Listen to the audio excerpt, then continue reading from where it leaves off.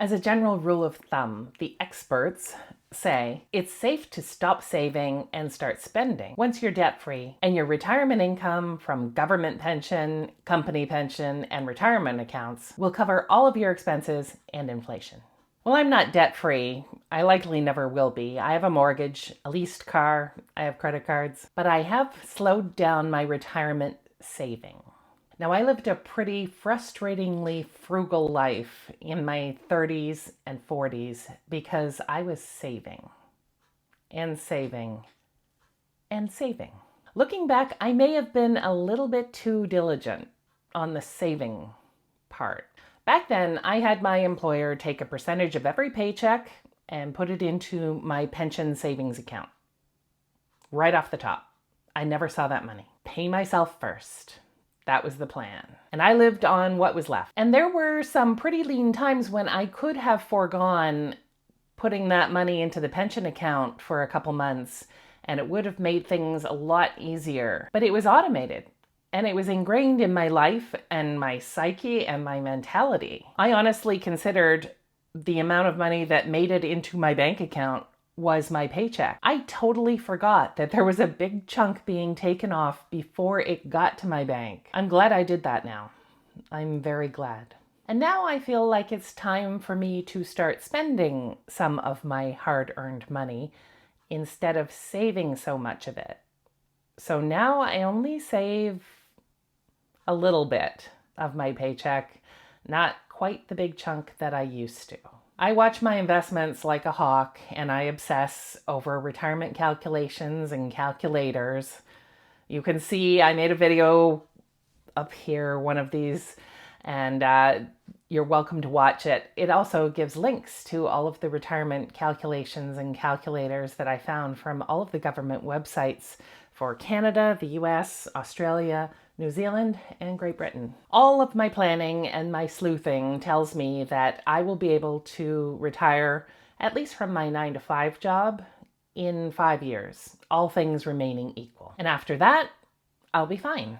All of my expenses will be covered by my pensions and my retirement income from my savings. And so now I don't save as much, and I sometimes buy the nice things, and I have plans to travel more and pick up some hobbies. I'd like to take a quick minute to thank MyHeritage for partnering with me on this video. MyHeritage is trusted by 90 million users. They not only make building your family tree simple and enjoyable, they also give you access to powerful tools that can help you research your family history and grow your tree. I first became interested in researching my family history years ago when my dad gave me this. It's a family tree that my great uncle had done. It was back in the 1970s, I think, and my great uncle had actually traveled to Scotland to research our family's name and history. But that was because there was no internet. Now, thanks to MyHeritage, it's fun and easy to build your family tree and research your origins. Even if you don't know much about your family, MyHeritage can find new family members and records of your ancestors for you with very little effort. You can search 20 billion historical documents on MyHeritage. And the bigger your tree gets, the more instant discoveries MyHeritage can find for you. You can even add an entire branch to your tree with just a click of a button. MyHeritage also has advanced AI technologies for enhancing, colorizing, repairing, and even animating. Here's my dad with some school chums in black and white, and now colorized by MyHeritage. And here's a picture of my great-grandmother. MyHeritage has animated her. Give it a shot. Discover your heritage and start building your family tree and researching your family's history. You can sign up for a 14-day free trial using the link in the description or scan the QR code on the screen. And thanks very much to MyHeritage for partnering with me on this video. And I don't feel guilty about treating myself or doing things, buying things, having things that I never used to. Honestly, I feel a little bit weird spending instead of saving. But I just keep reminding myself that before I was living a life of deprivation and now I'm not. It's not that I've suddenly come into a big wad of cash. I haven't. Although this YouTube channel is definitely helping me out with some of my less frugal expenditures. It's that I've stopped saving so much, and so I have extra every month. I'm 59 years old and I've almost stopped saving for retirement. It's winding down. It's a very odd feeling for me. As a single woman, the odds of me having enough money to retire are statistically not very great. And I've been living with that mindset since my 30s. You see, single women face a trifecta of hurdles to a comfortable retirement. Number one, we live longer. Number two, statistically speaking, women make less than men, about 84 cents for every dollar that a man makes. And number three, for some of us, we've got fewer years in the workforce because we took time out to care for children or aging parents. Oh, and four, we also don't have the fallback of a partner's income to rely on. For the first one, I have very long-lived parents. My parents are 83 and 85 right now, in good health. They travel, they have fun, they live on their own. They are not compromised in any way, health-wise or other. So they're living their best lives right now, which means I should live past the median age for a non-smoking woman in Canada, which is 83. I should beat that. For number two, I have made less money than my male coworkers doing the same job for a significant portion of my career. Not now, but at my previous employer. See this video. So check that box off for me. But I haven't got any kids and my parents are healthy. So I've been working straight through from the age of 16 to now. So yay me. I'm also lucky enough, or maybe smart enough, to know to save diligently and for a long time. I started in my 30s, not my 20s. My 20s were rather adventurous. But once I got to my 30s, I buckled down and started saving for real. I also knew this girl well enough to set up an automatic savings program. I swear if I had relied on myself to take money from my bank account and transfer it into a registered savings plan, a retirement plan, I would not have done that. This girl would not have done that. And I know that about myself. So I set it up through the employer did it. I never saw the money, and thank goodness I did. Because now I'm going to be fine. And I've stopped saving so much because I know I will be fine. And I don't have any grand ambitions to leave a huge inheritance to my nieces or anybody else. I think I would much prefer to, as Bill Perkins' book says, die with zero. Now, I haven't read Mr. Perkins' book, but I do like the title and I do like the tagline. That's something I like. The tagline is net fulfillment over net worth. And that resonates with me. That's going to be my life going forward. Net fulfillment over net worth. There's another concept I'm interested in, and one that I'm still trying to wrap my head around, and that is permission to spend.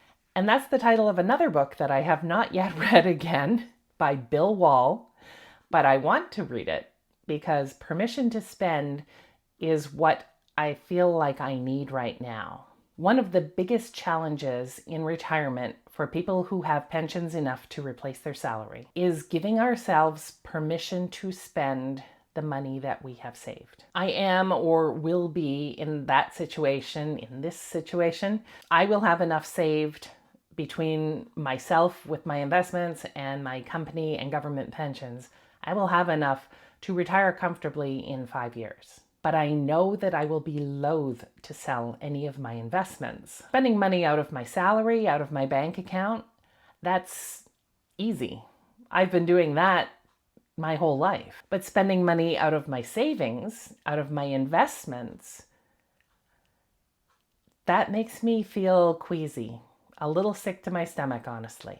I've been saving into 2 separate retirement savings plans here in Canada. And I decided early this year to melt down the smaller of the 2 starting in 2025. And that is all set up and ready to go. I've converted it to a LIF, life income fund, which will start paying me out monthly starting January 2025. And I'm terrified of that. I am dreading having to sell some of my investments in order to fund that first automatic withdrawal. But it is part of my phased retirement strategy. You see, I'm still going to be continuing to work and at the same time drawing down this smaller RSP. I figured since I'm turning 60 and close to retirement, these will be my go-go years. I'll still be healthy and active enough to be adventurous, and I do want to travel. So I'm cracking that RSP to fund the go-go years. Full disclosure, I did all of this deciding about my retirement savings plan and my go-go years and wanting to travel. I did all of that at the same time that I decided to try and get my YouTube channel monetized. This little YouTube channel. All of it was decided at the same time. But I had not one inkling at all at how successful I would be in my YouTube strategy. If I had known, I don't think that I would have converted my RSP. I would have just left it to grow.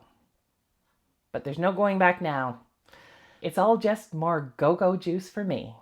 So that's where I am. Use some retirement savings to travel in my go-go years here, retire from my 9-to-5 job in 5 years, and keep going with the YouTube job.